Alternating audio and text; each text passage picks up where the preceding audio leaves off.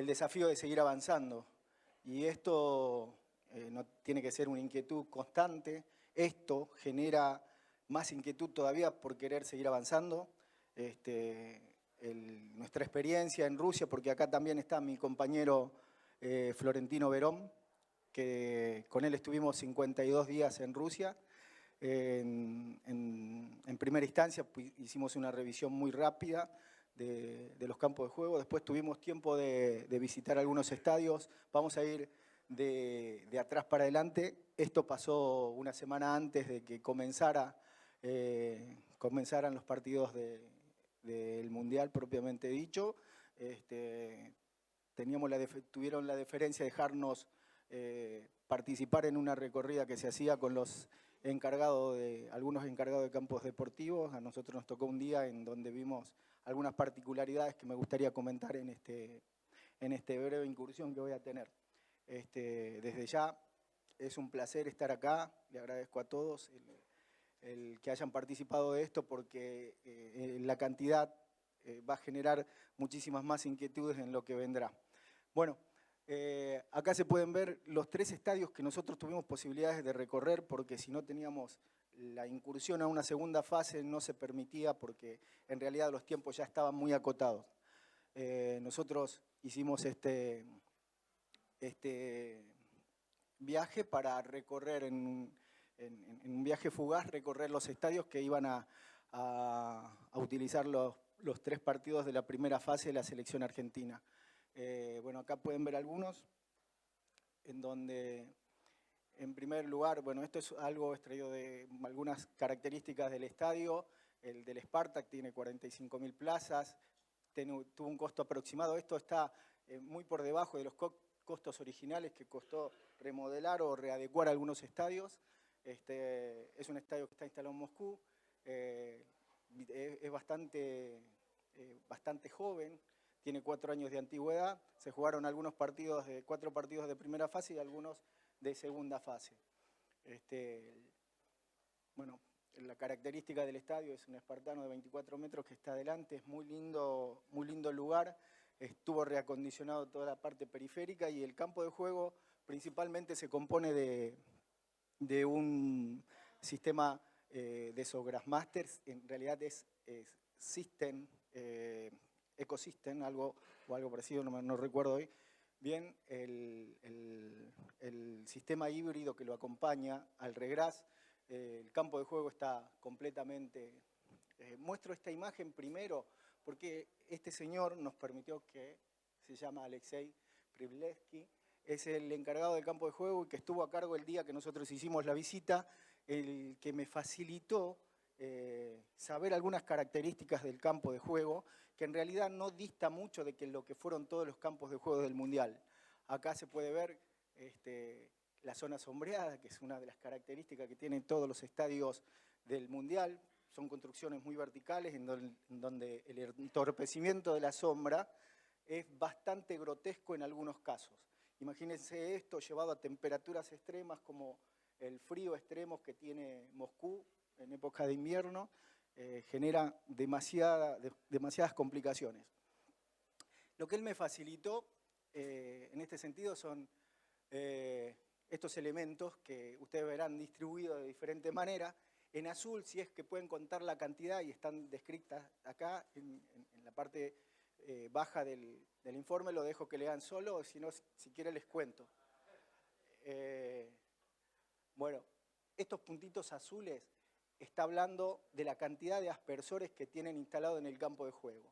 Verán 35 aspersores distribuidos de manera lineal, no dista mucho de los que estén en el campo de juego a los que están en la parte periférica con funcionamientos dispares. Algunos tienen, para compensar el caudal y el recorrido, están instalados en paralelo y a pesar de eso se puede utilizar, o mejor dicho, también se pueden utilizar porque tienen variadores de presión en las bombas, ¿perdón? Sí, exacto, en las bombas y pueden utilizarse de a uno o en paralelo hasta una cantidad de 8 o 9 aspersores. También van a ver en segunda instancia estas 11 marcas que son sensores de temperatura, porque todos estos por el frío extremo de la región, tienen instalados sistemas de calefacción. Esto es en un estadio que tiene una gran cantidad de lluvia, de nieve durante la temporada. También se puede ver estos 11 sensores localizados que ya hacen las mediciones de humedad, absorción de nutrientes, salinidad del suelo, y pueden tener diferentes lecturas en lugares muy puntuales. Esto de tener distribuidos de esta manera es porque el sistema de construcción no es muy dispar a todo el resto, que no lo tiene. Esto es una homogeneidad en los sustratos de construcción que da una lectura más o menos muy poco diferenciada uno de otro, a no ser que tenga la complicación de sombra sobre algún extremo del campo de juego, o tenga la incidencia también de lo que provoca la cantidad de sol en esto. Y era lo que hablaba Sebastián en alguna instancia. Lo bueno de esta conversación es que cualquier acotación que yo vaya a hacer, ustedes ya tienen más o menos algo retenido de las conversaciones anteriores, y que me va a ser mucho más fácil puntualizar algunos de estos ítems. Bueno, en este lugar tenemos 4 en color amarillo, que son los córneres, marcaría el rectángulo del campo de juego. Después tenemos la zona de los arcos, que están con los puntos en grises. Y después tenemos, y hubo una pregunta que quedó en suspenso porque nadie pudo traducirla, era de por qué teníamos 17 lugares en donde están los vértices de los lugares donde se coloca los puntos para hacer la demarcación del campo de juego. Ustedes verán que faltan en la punta de las áreas. Bueno, esos 4 fue algo que no pudieron traducir en el momento, aunque yo se lo señalaba, no me entendieron y no pudimos saber por qué no los tenía. De todas maneras, no es tan difícil de hacer, se tira un hilo de punta a punta y se mide los 5,50. Bueno.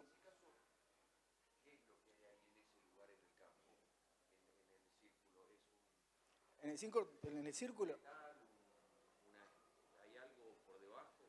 Que toma las mediciones. Ah, no, es un caño que está encamisado, un fierro que está encamisado por un caño. Se lo tira para arriba y se engancha el hilo.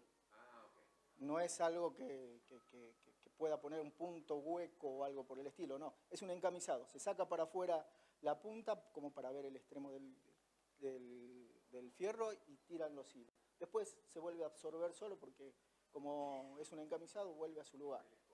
Exacto, no hay manera de que se pueda perder. Bueno, el campo de juego estaba en perfectas condiciones. Acá se había hecho una demarcación de prueba porque también el sondeo se hace de todo tipo para tener precisiones y no tener sobresaltos. Lo que se hacen pruebas en todo lo que tenga y que involucre la preparación del campo de juego. Acá lo que vemos es que había,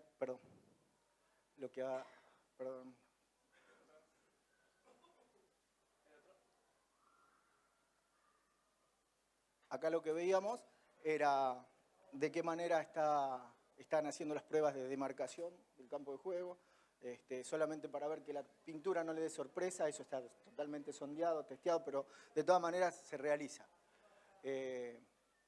Esto es a 10 días del comienzo del Mundial, en donde quedaba por hacer algunos trabajos que iban a emprolijar todo en la presentación de un campo de juego que tenía mínimas contaminaciones de algún desquicio de POA que no se haya podido controlar, pero en la zona periférica no era ni siquiera era para tener en cuenta en la proporción que estaba diseminado esto.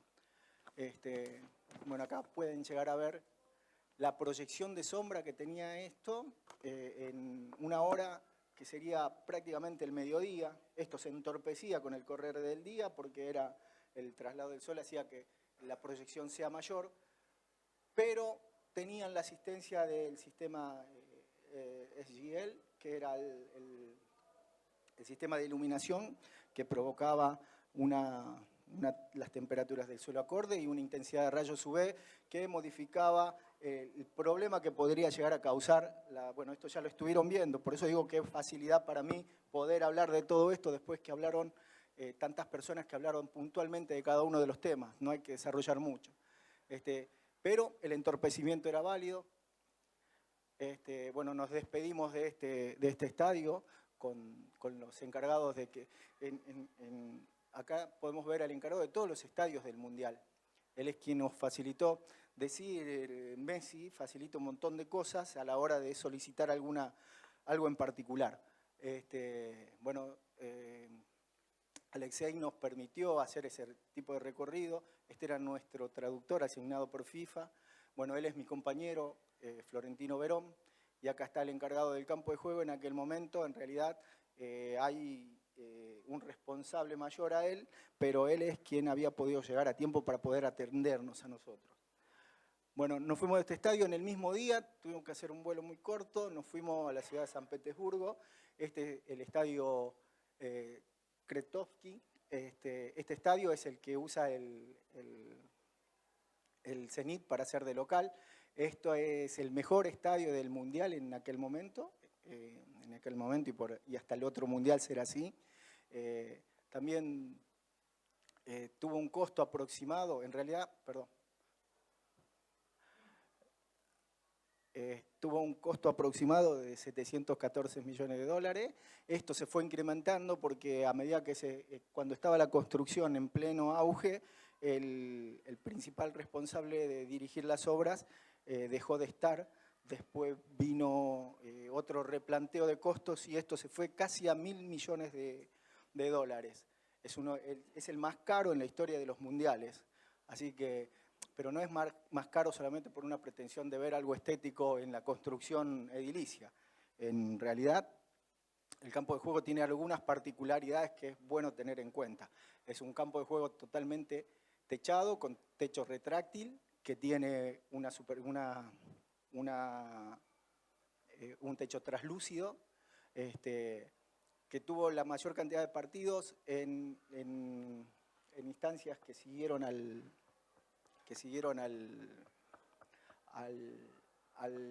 la Copa Confederaciones, que antecedieron en la Copa Confederaciones. Este es el lugar que ocupa el campo de juego. Cuando nosotros llegamos con Verón a este lugar, lo que vimos era que no estaba el campo de juego. Este es el lugar que ocupa el campo de juego. Ustedes verán como unos rieles,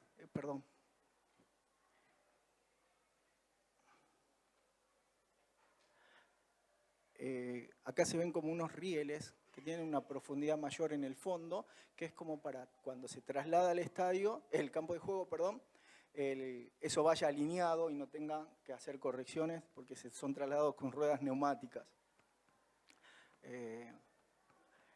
Allá en el fondo se ve el lugar por donde ingresaría. Este es el campo de juego en perfectas condiciones en el lado de afuera del estadio. Estas son las cortinas que se corren para que el campo de juego ingrese por esas aberturas.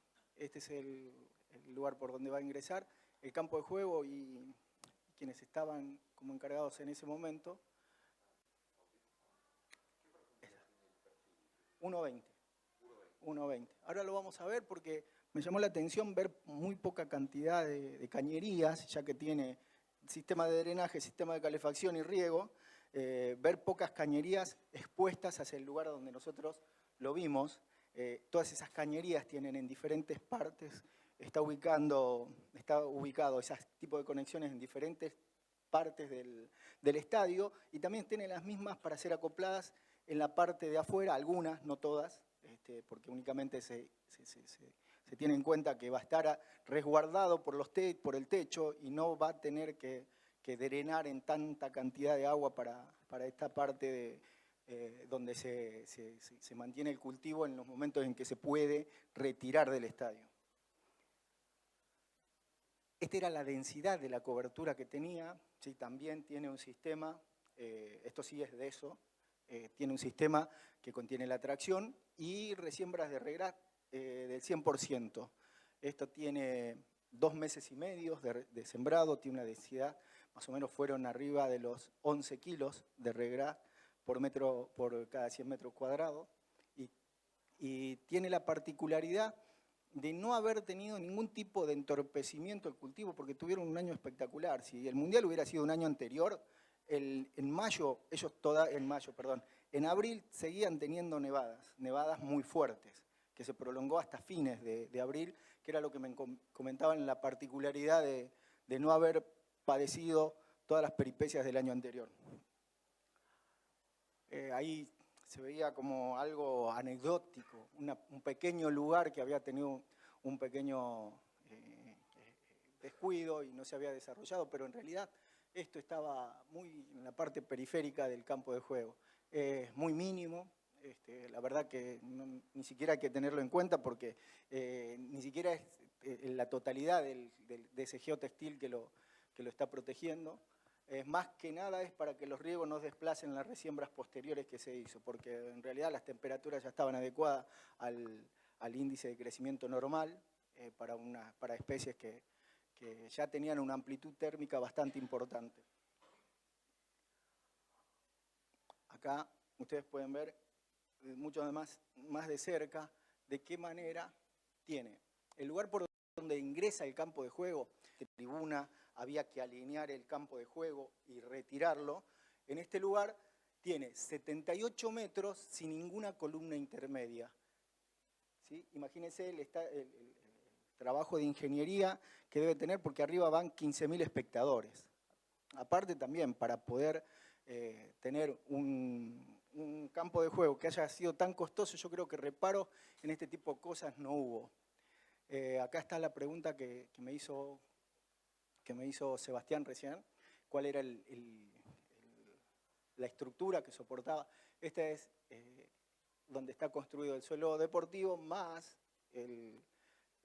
lo que les hablaba recién, cañerías de calefacción, que se alcanzan a ver acá, ¿sí? 1,20 metros, ¿sí? En donde más que nada hay espacios vacíos en donde se puede hacer cualquier tipo de corrección sin tener que ser agresivo en la acometida desde el campo de juego hacia abajo. Así que imagínense ustedes correr esta mole de 700 toneladas. Bueno, ahí bien son las ruedas que trasladan el campo de juego. Visto desde afuera, primero es la entrada de un palacio, ¿sí? Más que de un estadio. La forma que tiene de nave espacial hace que uno piense y se replantee un montón de cosas. Nosotros podemos llegar a tener un mundial en el 2030. Esta pregunta es para todos. Aquel que quiera contestarla, levante la mano y díganme qué posibilidades nos ven. O de hacerla en conjunto con Uruguay, sin desmerecer a nadie, y no lo digo de manera peyorativa. Lo digo que nosotros tenemos que tener conciencia de lo que pedimos, porque después tenemos que hacernos cargo de lo que tenemos que hacer. Lamentablemente, yo soy la parte más interesada en que todo esto no pase. Lamentablemente la realidad dice que pasa y con frecuencia tenemos que agarrarnos la cabeza porque nosotros tuvimos una Copa América dentro de la misma cantidad de tiempo que tuvimos para prepararla, tuvimos un presupuesto muy acotado. Acá está el ingeniero Espósito, que tuvo una de las mejores canchas de aquel momento, y el presupuesto era muy limitado y consiguió maravillas con la poca plata que había. Lamentablemente, el tomar conciencia de esto nos hace retrotraernos a esto y ver qué posibilidades. Si nosotros tenemos posibilidad de gastar lo que costó este estadio en preparar 3 o 4, pero olvídate que lo vamos a hacer de manera decorosa. Yo creo que para que pase eso y acá se empieza a sembrar conciencia sobre que el gasto que hay que tener en cuenta para modificar situaciones tampoco es descabellado. Bueno, esto es alguien me dijo en ese momento, es caro, pero es el mejor, hoy por hoy es el mejor del mundo. Y sí, esto se usaba, ¿se acuerdan de la publicidad que había acá en Argentina? Oh, de Grundig, decía, caro pero el mejor. Y qué caro, diría yo. Después fuimos a uno de los estadios que más me impactó, pero más que nada, no por la construcción y por el campo de juego, que eran todos excelentes, sino por los colores que tenía. En realidad, no, era de la banderita que pasó recién. Este campo de juego está ubicado en las costas del Volga, en donde se tiene como recuerdo haber sido el segundo Kremlin en Nizhny Novgorod, estaba el segundo Kremlin porque podían avanzar por esos lados. Bueno, es una historia más que bélica que deportiva, que técnica, lo que le puedo decir. El campo de juego tiene colores que impresionan y para mí, yo dije, si nosotros tenemos que volver porque teníamos un segundo partido acá, si es que seguíamos pasando de fase, pero más que nada lo teníamos por los colores. Yo quedé impactado por eso. Yo le decía a Verón que ojalá Argentina tuviera para jugar un campo de juego de estas características en un estadio de esta magnitud. También tiene techo translúcido, lo que no quita que siga habiendo esa proyección de sombra. El campo estaba en excelentes condiciones, tenía algún exceso de siembra en algunos lugares, no sé si lo puedo recorrer, Sebastián. Este campo de juego, en este campo de juego estaba Sartoreto, Carlos Sartoreto, que ustedes lo conocerán, muchacho de Brasil, que estaba a cargo de este estadio y del centro de entrenamiento, a donde nosotros tuvimos una práctica, que hubo un pequeño ahí pedido de altura de corte, porque lo estábamos pidiendo en un lugar y en un momento donde no se puede tener este tipo de facilidades, brindar facilidad a alguno u otro equipo. Pero siempre lo que se busca cuando se recurre a esto de los cortes bajos, que yo le digo a Sebastián, y tenemos este cruce de opiniones en ese sentido, es que los jugadores buscan menos carga en todo aquello que tenga que ser agresivo para el físico, que vienen con cantidad de partidos encima y buscan la facilidad de tener un campo de juego rápido de este tipo. Cuando hacen la comparación, no se fijan que están en Argentina, que tenemos muchas limitaciones, que los suelos son mayormente de campos de juego con suelos nativos mejorados, pero que no llegan a tener el estándar de calidad que se requiere para poder satisfacer esas necesidades. Lamentablemente, hoy por hoy, seguimos parados en la misma situación que estábamos hace 10 años. En algún momento habría que hacer el clic y reformular todo. Aunque el techo es translúcido, tiene proyecciones de sombra bastante importantes. Ustedes ven ahí, yo no sé si en esta le puse, sí, ahí está. Fíjense la hora, 13:48, y la proyección de sombra es muy agresiva. El techo es translúcido, pero de todas maneras interrumpe esa fotosíntesis que podríamos tener en otros lugares a donde esto no es tan grotesco. Y hay lugares en donde no se va durante todo el día. Pero hay algo que se tiene y quizás eso un poco pueda igualar las condiciones de desarrollo, porque los días son muy largos. Tenemos una radiación solar, el día amanece, el sol aparece a las 3 de la mañana y se va a las 9 de la noche, algunas veces hasta las 10 teníamos sol y no se notaba, y esa cantidad de horas de luz, que no eran las más óptimas, generaban un desarrollo que se sostenía en el tiempo y provocaba un proceso biológico casi ininterrumpido o entorpecido mínimamente. También se tiene luces, bueno, acá lo que vemos es la zona sombreada, que llama la atención por tener un techo translúcido. Si bien es un porcentaje de luz que ingresa, no es, de todas maneras se entorpece en menor medida. Bueno, yo para el que juegue la selección quiero uno así. La verdad que con esos colores y este tipo de construcciones, bueno sería tener algo que acompañe. Bueno, ahí estamos agradeciéndole, ahí está Román, que era el encargado del campo de juego propiamente dicho del estadio, con la gente de FIFA que nos facilitó mucho la visita.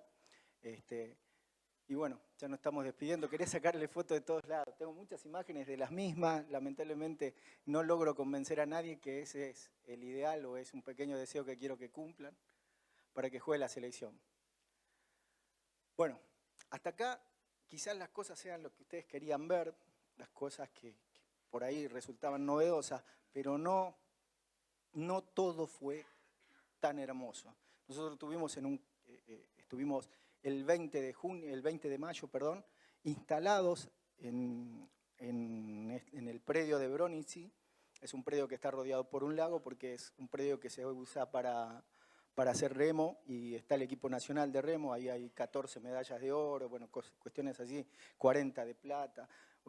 gente que está en otro ámbito, pero el predio no servía porque tenía al lado otro predio que no tenía ninguna conexión en sí, que tenía 7 campos de fútbol. Los campos de fútbol del lugar, había 3 recuperables mínimamente, solamente porque estaban muy cercanos al lugar a donde se alojaba la selección. ¿De qué manera fue la preparación? Nosotros nos sorprendimos mucho al ver en una diferencia de 15 días de qué manera había cambiado todo en su totalidad con la agresividad de crecimiento que se pudo tener en eso. Recuerden que acá en meses de enero y febrero, aparte de marzo, había 1 metro de nieve. Ustedes van a ver, este es el predio de Bronici, una vez que estaba todo ploteado con imágenes de la selección. En sí, este es el predio, esta es la cancha número 1 por cercanía, la número 2, la número 3 y el campo de juego de FIFA. ¿Cuál es la diferencia entre estas 3 y esto? Que esto es una construcción deportiva, que acá las limitaciones de uso no tendrían que ser agravante en el tema de la utilización. Los técnicos, yo me pongo muchas veces del lado de los técnicos porque lo que exigen es lo que se debe tener. Está en nosotros tratar de que nuestra poesía sea buena para poder modificar las situaciones en las cabezas de los que pueden aportar las soluciones necesarias. Nosotros podemos trasladar la idea, nosotros podemos acercarle en cierta medida o en mayor medida desde lo técnico algunas ideas. Quienes las ponen en práctica es un presupuesto aprobado con las necesidades de cambio que se proponen. Estos 3 campos de juego son suelos nativos, pero en su peor expresión. ¿Y por qué digo eso? Porque las características de los campos de juego, acá la imagen no es muy nítida, pero acá se ve semilla mal distribuida, cobertura con poca homogeneidad en la dispersión de especies, mucha contaminación, sí se ve un corte slicer muy marcado, ¿sí?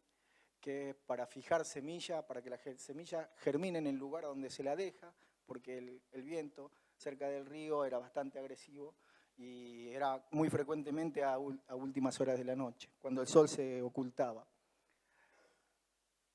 Las características del suelo eran un suelo nativo, un suelo con un perfil limo-arcilloso bastante pesado para hacer un lecho de río. Nosotros teníamos que ver de qué manera contenía el agua y en qué tiempo se podía retirar. Esto no es una construcción deportiva, les repito, esto tiene un perfil bastante que entorpece bastante el crecimiento de cualquier especie externa. Tiene una velocidad de infiltración nula, completamente nula, en donde la agresividad de una máquina slicer de grandes proporciones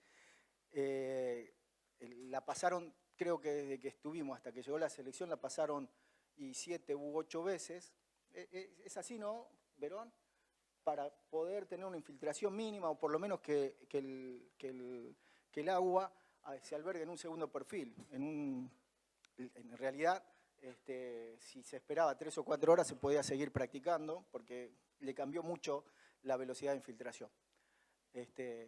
Los desniveles pronunciados en los 3 campos de juego, esto es dicho poéticamente, eran ondulaciones muy grotescas que para la práctica del fútbol, lamentablemente, había que elegir sectores que podrían ser ocupados. Incorregible en algo que no sé si ustedes vuelven para atrás, es un periodo en donde el desarrollo vegetativo de estas especies, la mayoría son malezas, hasta la llegada del Mundial solamente tenían 65 días. En 65 días todo ese tipo de correcciones, de capitar un suelo, tratar de redistribuir el sustrato para que pueda tener una planimetría más o menos acorde a la práctica del fútbol. Y estoy hablando de la práctica del fútbol como rodamiento de balón, las características que si fuera rugby quizás no lo necesitaría tanto, pero en el fútbol se exige que deba ser de determinada manera.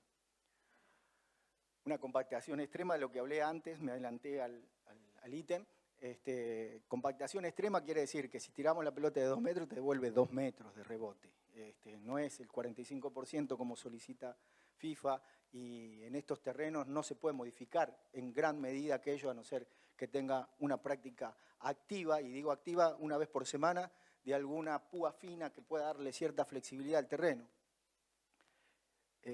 La particularidad de esto, ahora van a ver por qué ese tipo de correcciones no se podían ir sumando y se tuvieron que hacer todas a último momento. Acá se practicaba el fútbol y al día siguiente se lo volvía a hacer.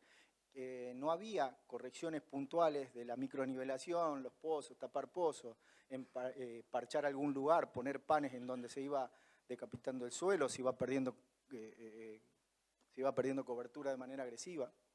El motivo era la frecuencia mínima en donde se hacían tareas de mantenimiento, porque en realidad cortaban una vez por semana, regaban cuando se podía, porque es una escuela, es un colegio que tiene fútbol infantil, y bueno, y el fútbol infantil en diferentes categorías hace que los campos de juego tengan un uso desmedido. Algo parecido a lo que padecemos nosotros, pero con el entorpecimiento de que allá no se corregía de ninguna manera. Nosotros acá tenemos mantenimiento preventivo, mantenimiento cíclico. Allá, bueno, eso se reduce a prácticamente nada. Y bueno, la gran contaminación de especies de malezas que tiene, donde se destaca en aquel momento, ya la poa estaba semillando. Un periodo vegetativo muy corto, a una altura casi mínima. Bueno, acá tienen, para que vean, el 20 de marzo, nosotros llegamos en la primera visita el 24 de abril y estaba con esta cantidad de nieve. Ya se estaba yendo, esto lo que ustedes ven es que de a poco se iba levantando la cantidad de nieve sobre la zona de Moscú. Esta es la cancha 1, la que está, si ustedes recuerdan en el croquis que vimos primero, es la más cercana al predio habitacional. Esto es todo un gimnasio, esto es una pileta de natación olímpica. Acá están las habitaciones que ocupaba la selección, este es el comedor.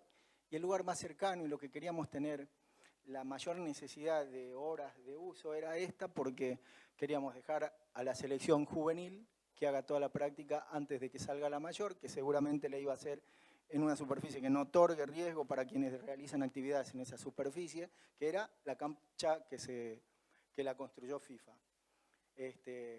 Bueno,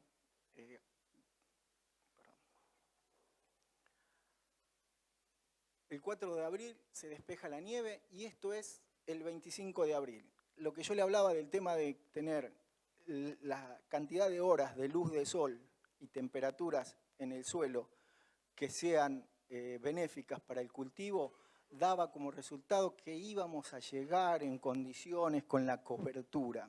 Todas las otras correcciones, olvídense, hasta ese momento nosotros no teníamos maquinaria disponible. Todos los requerimientos que lo hicimos con antelación en nuestra primera visita del 24 de abril, de esta fecha, no fueron atendidas hasta 28 de junio. ¿Fue así, Verón? Muy encima, creo que ahora vamos a ver la fecha. Yo creo que, permítanme, sé que esto es parte de una catarsis que debía hacer en algún momento, gracias por darme la posibilidad.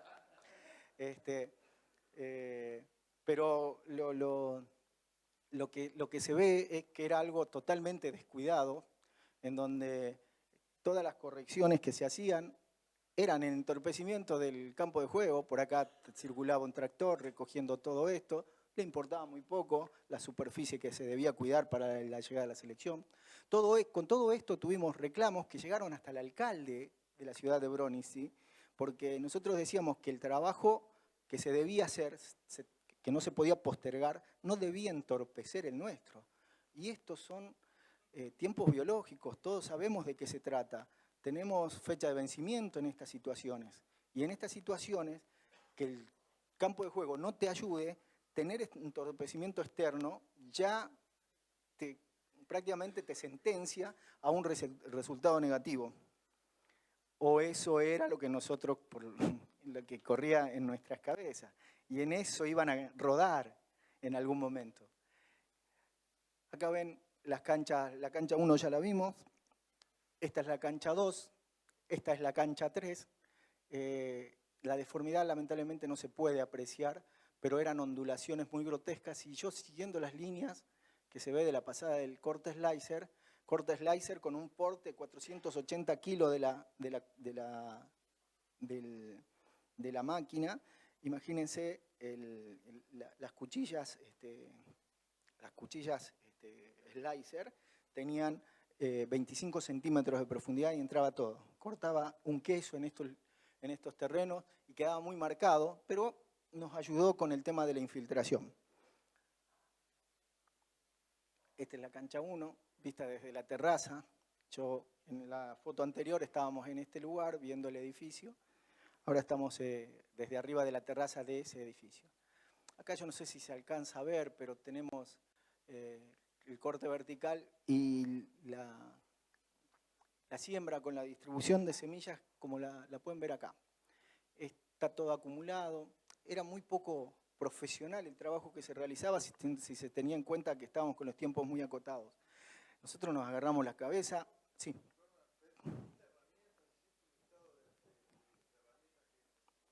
Hablaba de eso. El requerimiento lo hicimos el 24.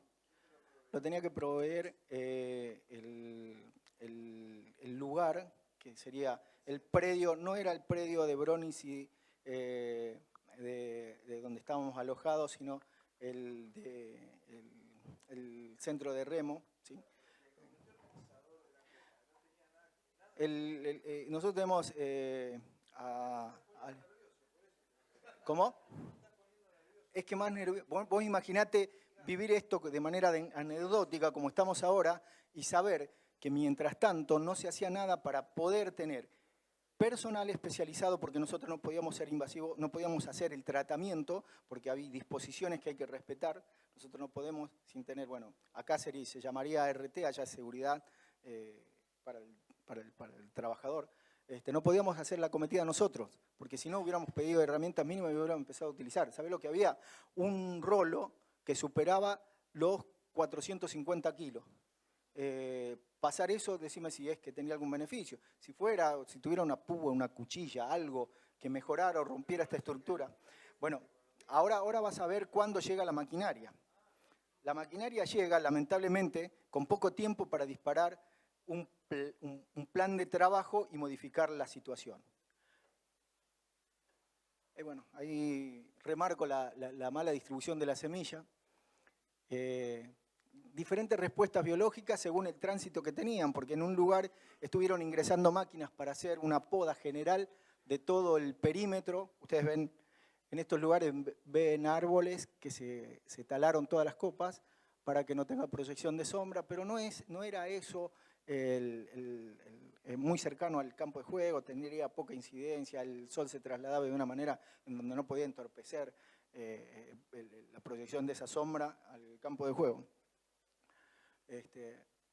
¿Y a qué me refiero con diferencia? Hay zonas cubiertas con césped y hay zonas periféricas, que era por donde se trasladaron el que sacó el tejido perimetral, el que hizo los hoyos, el que retiró la materia el resultante de la poda, y zonas descubiertas que tenían marcadas ruedas con taco de los tractores que hacían ese tipo de limpieza. Después el que vino haciendo los hoyos, el que puso los parantes para el tejido perimetral.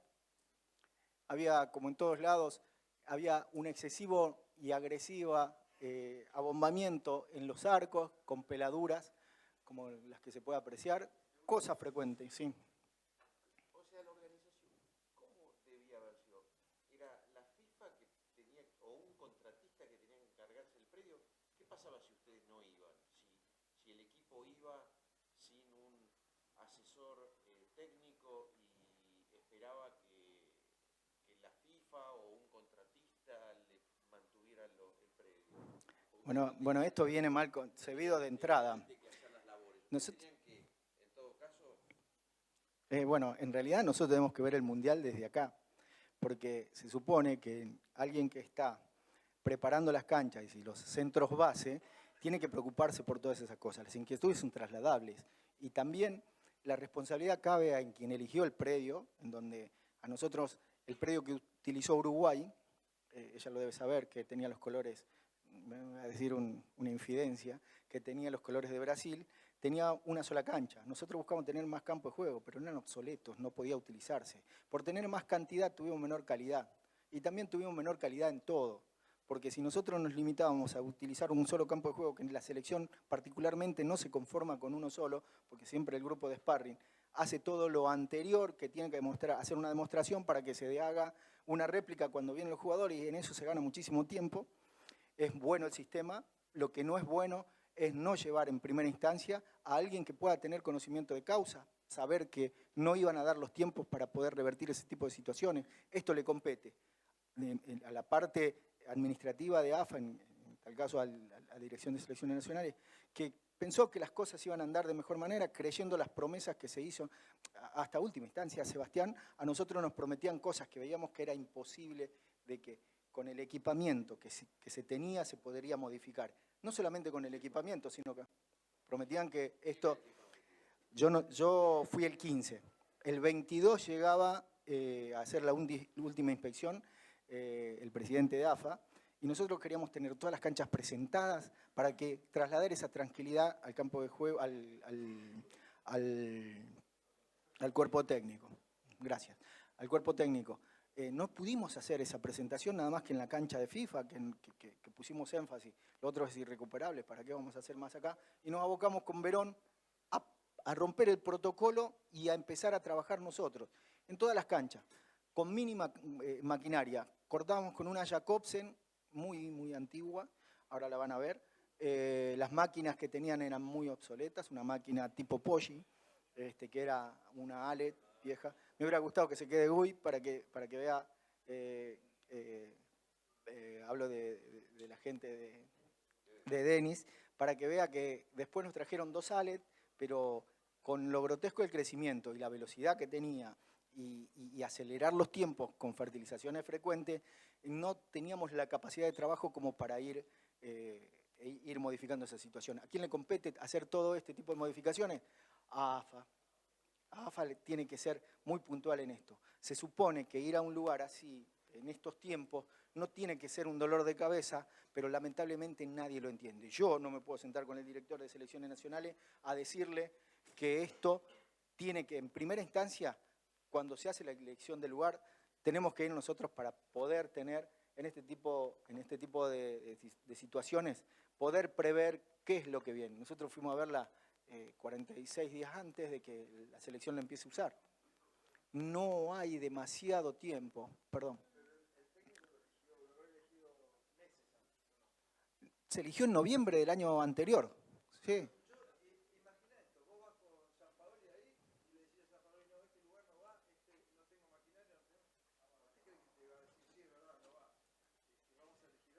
Es que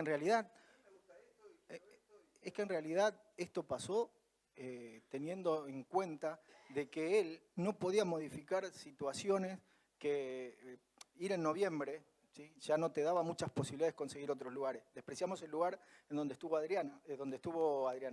donde estuvo Uruguay, ¿sí? Que tenía un solo campo de juego y nos prometían que se hacía otra construcción deportiva y lo despreciamos por no tenerlo a la vista, ¿sí? Por desconfiar de eso. Pero sin embargo confiamos en un lugar que tenía más cancha, pero tenía problemas que eran imposibles de revertir, como lo de lo que le estaba hablando, y sin embargo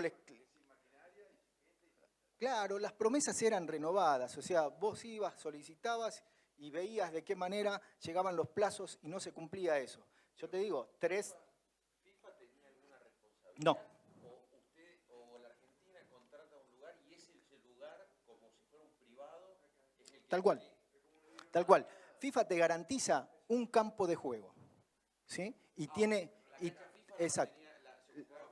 No, en realidad la persona que estaba a cargo de esta era una persona que tenía pericia en realizar trabajos, tenía mucha antigüedad, mucho oficio en esto, era un ingeniero agrónomo, en donde él vino a hacerse cargo del campo de juego de FIFA. Le pidieron que haga el procedimiento en las demás canchas, él fue muy sincero conmigo, Me dijo, hay cuestiones que yo no puedo modificar, esto es irreversible para el tiempo que se tiene, y en realidad no había reclamos sobre FIFA, ¿sí?, qué hacer.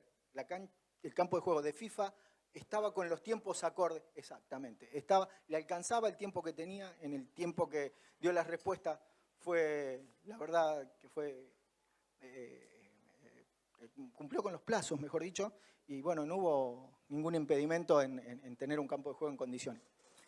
Pero no, en ese sentido, por estas circunstancias, para que nosotros nos quedemos, el que se había comprometido a modificar esta situación era el alcalde de Bronici, ¿sí? Y mi reclamo permanente, 3 reclamos, 3 conversaciones, vino personalmente a hablar con nosotros para darnos la tranquilidad, hizo lo que hizo, pero con tanto requerimiento y tanta poca disponibilidad de maquinaria, la promesa se diluyó en una renovación muy pronta. Más o menos, sí, de eso conocemos mucho. Bueno, esto fue el avance de la cobertura, en casi un mes y días, tuvo el avance esperado, pero podíamos mejorar la cobertura. Todo lo que había abajo, lamentablemente, no había nada que hacer. No teníamos las máquinas hasta ese momento. Acá ven la máquina, el 4 de junio, que fue el día que, ahí está Verón, que lo padecimos, el 4 de junio recién vino la máquina y se puso en condiciones al día siguiente, el 3 y se puso en condiciones el 4, empezaron a hacerse trabajos de descompactación, con púas finas, tratando de no entorpecer el cultivo, tratando de darle flexibilidad a un terreno que era bastante agresivo a la cantidad de sol. El riego era inexistente, teníamos hidrantes periféricos donde se regaba con mangueras de bomberos. Acá ven el avance que hubo en todas las coberturas y pongo énfasis en la cobertura porque lo de abajo sigue siendo lo mismo. Lo de abajo no tiene, acá ven el desarrollo que tuvieron hasta el normal desarrollo de los campos de juego es por la ayuda de la temperatura que en estos 28 días también ayudó a la vegetación a empezar a desarrollar follaje. Bueno, ahí ven las comparaciones que íbamos haciendo en los mismos lugares. Bueno, cuando yo hablaba de qué manera era urgente que intervengamos nosotros, porque hay algo que no se administra bien y son los tiempos, y lo que nosotros más reclamamos son tiempos biológicos, en donde podés ejecutar tareas a una velocidad que vos conocés y podés obtener la respuesta de eso hecho a tiempo. Fíjense esto, y esto no lo digo de manera peyorativa, ¿sí? 4 personas que estaban para levantar el césped y una persona que estaba cortando, porque acá hay otra que no se ve, pero no lo podía tomar a toda, y ven hasta dónde se va cortando, ¿sí? 4 personas que no eran personal idóneo, tenían muchísima voluntad, y hay algo, la idiosincrasia del lugar y algunas reglas de trabajo hace que el que hace determinado trabajo no cruce esa línea y se detenga en solamente cumplir una función determinada. No había alguien, como acá puede llegar a ser, qué sé yo, Adrián Soria de Boca, perdón, acá no me acuerdo el nombre de Páez, Celín, bueno, de tener esa flexibilidad de trasladarse de una tarea a otra, ¿sí?, para acelerar los tiempos. No, acá si faltaba uno que quizás cepillaba el césped o bajaba el rocío, tenía que esperar, se postergaba indefinidamente. No había conciencia de lo que se trataba. Si hay algo que yo repetí esto es un mundial, es la selección argentina y para mí es la primera en el mundo, por más que los resultados sean cuales fueran, la necesidad que yo tenía que ser escuchada y tenía que ser resuelta, porque no me servía de nada trasladar este comentario a todos lo que podía modificar esa situación y no obtener ningún tipo de resultados. Cada vez era más desesperante, vos te desesperás mirando un PowerPoint y escuchándome a mí. Yo quisiera que sepas que yo tenía 4 preguntas por día del cuerpo técnico, o la tenía Verón, o la tenía alguien que estaba con nosotros en el predio. Le digo, nosotros fuimos los únicos que estuvimos el 15 de mayo ahí. Después, todo lo demás llegaron 20 días después. Nosotros estábamos, bueno, lo que... Esto ya es catarsis muy fina. El tema es este. El tema es este. En esto, la gran barrera que había era la idiomática. Poder hacer una corrección puntual y no tener un interlocutor válido, porque teníamos había diferentes áreas que estaban trabajando y eran dos traductores, una mujer y un hombre, que eran españoles, que viven en Rusia y podían más o menos trasladar nuestras inquietudes o reclamos. No tenerlo de tiempo completo hacía que todo se aletargara más. La barrera idiomática fue el gran entorpecimiento que tuvimos durante todo el tiempo. Poder hacer una corrección mínima, y ustedes van a ver de qué estoy hablando, era imposible. Poder trasladar un comentario como corregir la altura de corte o poder decir en qué día era más factible que se haga tal tipo de trabajo. Todo eso eran entorpecimientos inviables para lo idiomático. Acá se ve que se está cortando mientras se hacen otro tipo de tareas. Acá se está cortando con máquinas circulares, que no estaba muy bien nivelada la plataforma, como se ve ahí, las marcas que dejaba.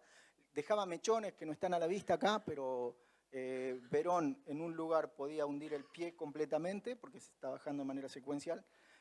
Aparte, la cortadora circular era una incorporación. Ahora van a ver qué tenían para hacer los cortes frecuentes. El daño que provocaban está a la vista. Esto no es la flor del quicuyo, la florescencia del quicuyo. Esto es un corte de mala calidad, ¿sí? Y la agresividad del daño hacía que se aletargara. Ustedes veían que ya no era de manera... el trabajo no era de manera prolija, si bien hacían un traslado de maquinarias de punta a punta bien recto, pero en la calidad de corte no reparaban ellos, seguían haciéndolo de la misma manera.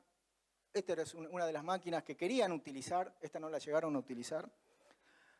Si la llegaban a utilizar, yo tendría que quedarme trabajando de otra cosa en Rusia. Y bueno, el daño es muy notorio, se ve de qué manera dejan la fibra y sacan gran parte de la masa foliar.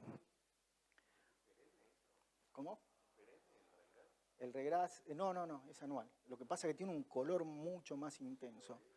Sí, subfertilizado. ¿Sí? Para dar con los tiempos, imagínense que todo se ha acelerado. El 28 de mayo llega esto, pero no se puede poner en condiciones porque si ustedes reparan en esto, ¿sí? Era porque nosotros veíamos que cortaba de manera irregular. Que tenía en los extremos de los rodillos estaba mal regulada y cortaba mucho más bajo en un lugar que en otro. Ante el reclamo, ustedes ven la expresión de que él no tenía ningún conocimiento, y se lo tuvimos que decir con Verón, que la corrección era muy mínima, era tratar de ver desde el ajuste de altura, ¿sí? De qué manera se regulaba. Lamentablemente, estuvimos 3 días parados en el mismo lugar.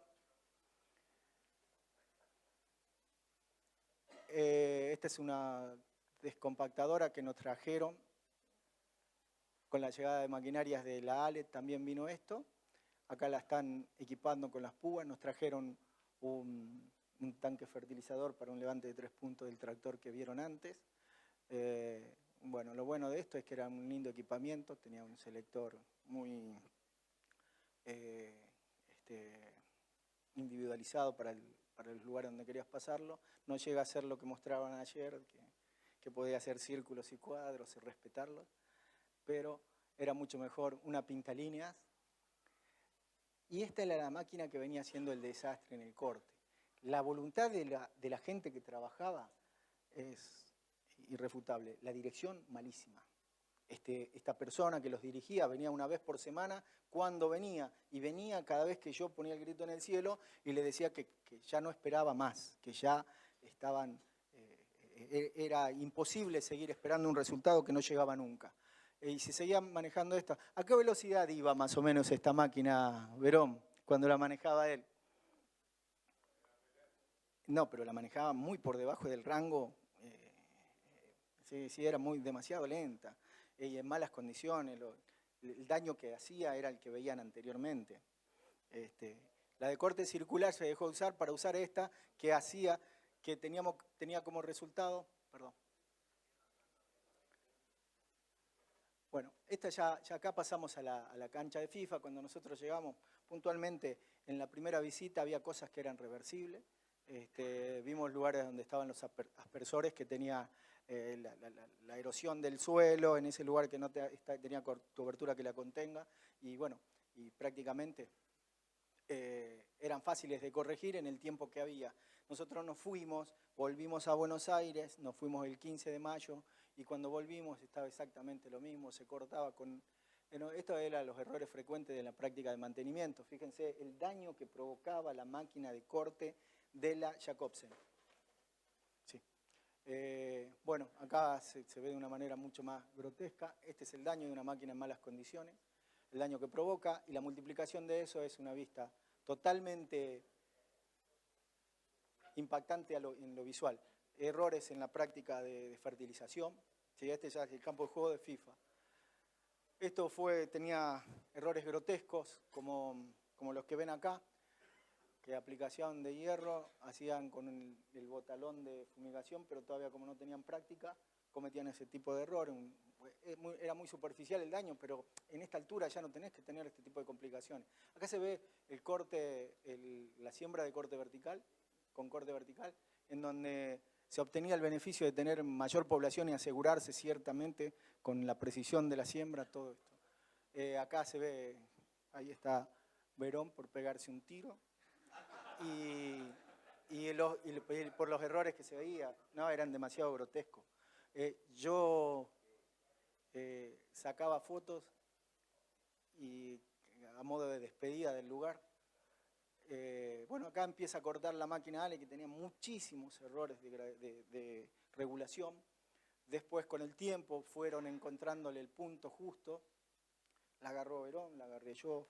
Hacíamos 3 cortes con la Allet y un corte con una circular que aspiraba también para eliminar el daño que provocaba la Allet. Correcciones sobre lo corregido.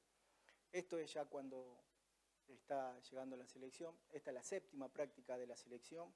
Esto ya es el 14 de junio. A la Argentina llegó el 8, los primeros 2 fueron las primeras. Se llegó muy bien en tiempos porque era un suelo que respondía a todo el incentivo que se les podía llegar a hacer. Esta es la máquina, esta es la cancha de FIFA. Lo van a conocer por la publicidad estática en el perímetro. Bueno, esta es la práctica del 28 de junio, fecha emblemática. Es la fecha luego de esta práctica, la selección, bueno, acá van a ver qué es lo que pasó después del partido contra Francia. ¿Sí? El avioncito. Bueno, si es que lo sabe, esto dice muchas gracias.